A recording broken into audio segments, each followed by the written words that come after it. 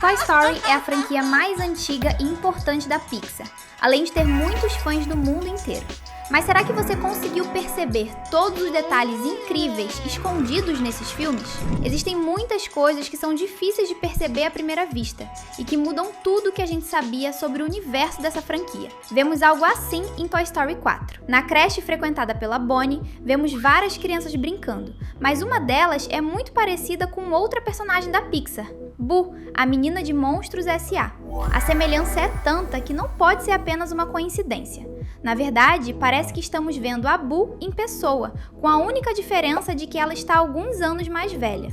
É impossível ver isso sem se lembrar da famosa teoria de que todos os filmes da Pixar estão no mesmo universo. Sabe o melhor?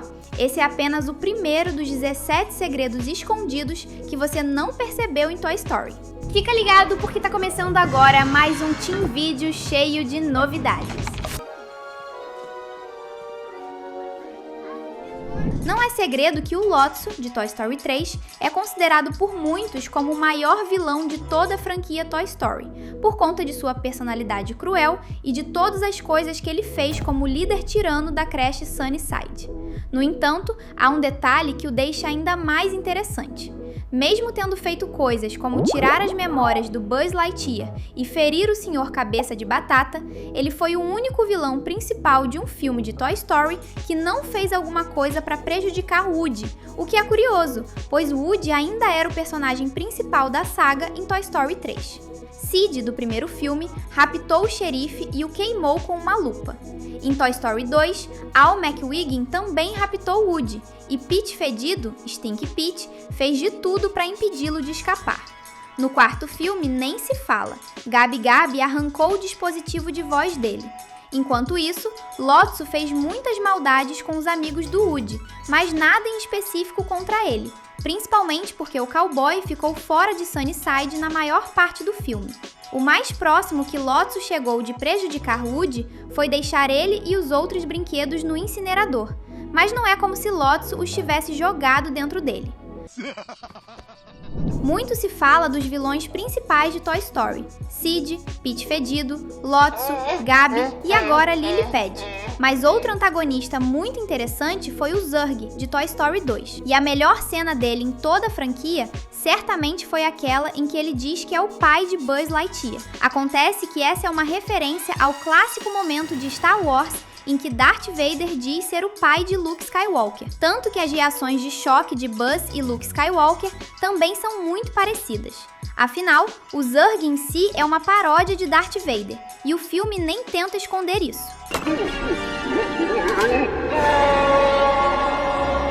Hoje em dia, todo mundo sabe que a Pixar faz parte da Disney, mas a verdade é que o estúdio foi comprado pela Disney apenas em 2006. Ou seja, os 2 primeiros filmes de Toy Story foram feitos antes de a franquia ser da Disney. Mas isso não impediu que o Mickey Mouse aparecesse como um easter egg no primeiro longa, lançado em 1995. O ratinho aparece em um relógio presente no quarto do Andy. Será que isso é apenas coincidência ou foi um sinal de que a Pixar estava destinada a se tornar parte da Disney no futuro? Falando nisso, seria incrível se um boneco do Mickey Mouse aparecesse como um personagem importante em algum filme de Toy Story, da mesma forma que a Barbie e o Ken se tornaram bem relevantes em Toy Story 3. Algo que poucos notaram é que conforme os filmes foram passando, muitos brinquedos desapareceram. Foi difícil perceber o sumiço da maioria, porque eram brinquedos que não tinham muita importância e só apareciam em algumas cenas. Mas até mesmo uma personagem mais relevante sofreu esse destino: Betty, Bo Peep, uma boneca de porcelana que namorava Woody. Ela simplesmente sumiu em Toy Story 3, e os que sentiram sua falta ficaram muito tristes com isso, tanto que Toy Story 4 acabou explorando esse desaparecimento, fazendo Woody reencontrar Betty e descobrir que ela se tornou uma viajante, que ao invés de ser o brinquedo de alguma criança, é completamente livre. Inclusive, tem um flashback bem emocionante neste filme, que mostra como Betty se separou dos seus amigos, mas também existe um easter egg nessa cena. O carro que levou a boneca de porcelana embora tinha uma placa onde estava escrito RMRF97, E o significado disso é algo que apenas quem está muito por dentro da história da Pixar conhece. Isso é uma referência ao RMRF, um comando de computador que foi acidentalmente ativado por um funcionário da Pixar durante a produção de Toy Story 2, em meados de 1997. Por isso o número 97. O motivo para isso ser lembrado até hoje é que o comando deletou praticamente todo o trabalho feito na época. Modelos de personagens e animações inteiras foram apagados, fazendo com que meses de trabalho tivessem sido perdidos e o desenvolvimento do filme voltasse à estaca zero. O que salvou o filme foi o fato de que uma das funcionárias estava trabalhando de casa e, por isso, tinha uma cópia de praticamente todo o projeto em seu computador, que foi usada para recuperar o que havia sido deletado. Ninguém dentro da Pixar jamais vai se esquecer do que aconteceu, hein? E aí, você também adora descobrir novos segredos sobre Toy Story? Se for o caso, que tal comentar aqui embaixo #Toy? Sabia que Toy Story não foi a primeira produção sobre brinquedos feita pela Pixar? Por incrível que pareça, a primeira a se encaixar nessa descrição foi Tin Toy, um curta-metragem de 1988. A sua história era sobre um brinquedo conhecendo seu dono, um bebê bem travesso, e tentando fugir dele. Esse curta certamente serviu como um protótipo de Toy Story, tanto que ele se passa no mesmo universo em que as histórias do Woody e seus amigos acontecem, já que os personagens de Tin Toy aparecem na creche Sunnyside durante uma cena de Toy Story 3. Falando em universo compartilhado, é possível que outra produção da Pixar ocorra no mesmo mundo que Toy Story, e dessa vez estamos falando de Divertidamente. Se você olhar bem para a Sra. Davis, a mãe do Andy, vai perceber que ela é muito parecida com Riley, a personagem principal de Divertidamente. Assim como no caso da Boo de Monstros S.A., a maior diferença aqui é a idade. A Sra. Davis é uma adulta com filhos e Riley é uma criança. No entanto, é totalmente possível que o primeiro Toy Story comece vários anos após os acontecimentos dos dois filmes de Divertidamente, com Riley já sendo uma mulher adulta e com filhos. Afinal, o primeiro nome da Sra. Davis nunca foi dito, e o sobrenome diferente pode ser simplesmente o sobrenome de seu marido. Inclusive, o marido da Sra. Davis e pai do Andy nunca apareceu em nenhum dos filmes de Toy Story. Na verdade, ele nunca nem chegou a ser citado alguma vez, a ponto de ficar parecendo que Andy simplesmente não tem um pai. E isso nunca chega a ser explicado. Nós não sabemos se o pai de Andy faleceu, se ele e sua mãe são divorciados ou se ele simplesmente está trabalhando o tempo todo, o que é muito esquisito. O que você acha que aconteceu com o pai dele para nunca ter dado as caras em toda a franquia? Toy Story 5 coloca os brinquedos em um desafio muito maior do que qualquer outro, já que eles estão sendo substituídos por aparelhos eletrônicos, como o tablet Lily Pad, que está tentando roubar toda a atenção da Bonnie. Isso é muito diferente dos outros filmes, mas ao mesmo tempo tem uma semelhança com o primeiro Toy Story. Nele, Woody, um brinquedo antigo, começa a ser substituído pelo Buzz Lightyear, um brinquedo moderno e com várias funcionalidades, como soltar uma luz vermelha e abrir suas asas. Ambos os filmes trazem a mesma ideia de um choque de gerações, a diferença sendo que a Lily Pad e os outros aparelhos eletrônicos estão em outro nível de tecnologia.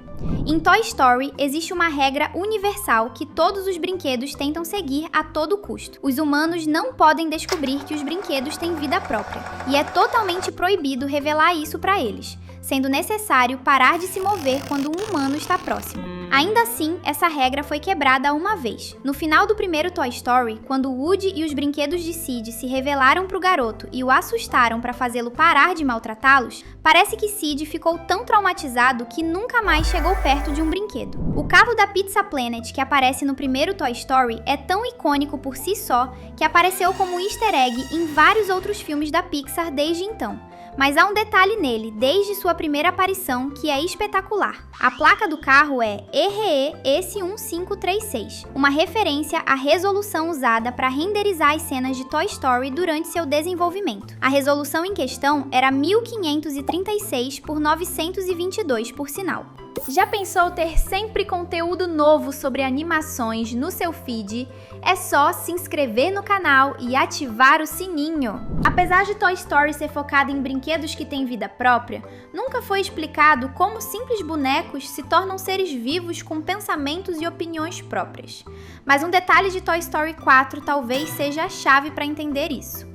Enquanto os outros longas mostram os brinquedos estando vivos desde sempre, Esse mostra o nascimento de um novo brinquedo, o Garfinho, Fork, feito pela própria Bonnie com lixo reciclável. Assim que ela termina de fazê-lo, o Garfinho simplesmente ganha vida de um segundo para o outro. Isso indica que foi a própria Bonnie quem deu vida a ele.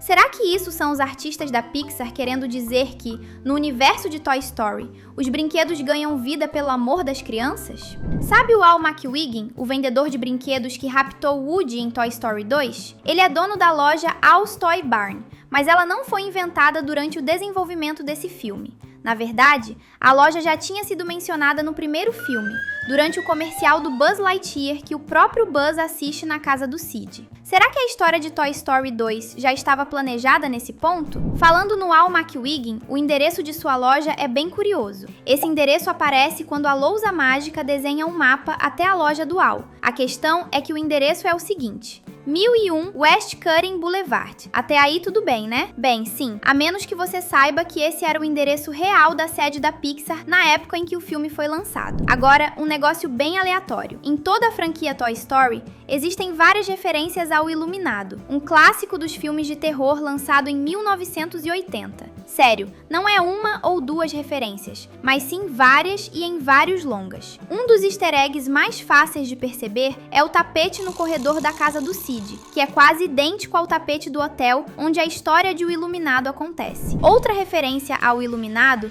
está no número 237, que aparece inúmeras vezes ao longo de toda a franquia. Essa é uma referência ao número do quarto assombrado desse filme de terror. Estranho, né? Toy Story é uma franquia infantil, e seu público-alvo são crianças que nem vão descobrir essas referências. Mas o motivo disso acontecer é que Lee Unkrich, que foi editor do primeiro Toy Story, co-diretor do segundo e diretor principal do terceiro, é um grande fã de O Iluminado e de Kubrick, o diretor do clássico. Aproveita e assiste também os 2 vídeos que deixamos na tela. Tenho certeza que você vai se divertir. Até logo!